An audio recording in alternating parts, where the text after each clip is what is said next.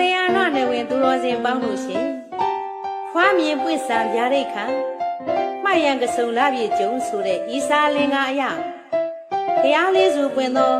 တာရမန္တကဘာမှာဒီမင်္ဂလာဘုရားထံ၌ဂေါတမလောင်းလျာသူမိရာရှင်အတိဟာနိယကြဗျာဒိတ်ခံတော်မူခဲ့တာဟာလေကစုံလာပြေနေပဲဖြစ်ပါတယ်ရှင်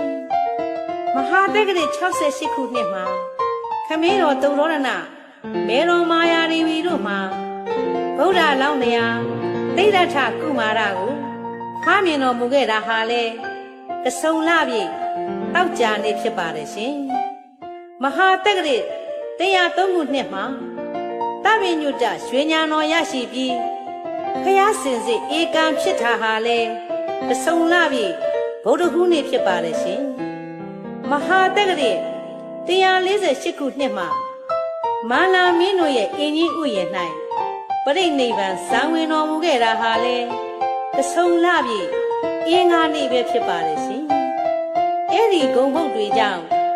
ကဆုံလပြီနေ့ကိုဗုဒ္ဓနေ့လို့ပညာရှိသူတော်ကောင်းတို့ခေါ်ဆိုသမှုပြုခဲ့ပါတယ်ရှင်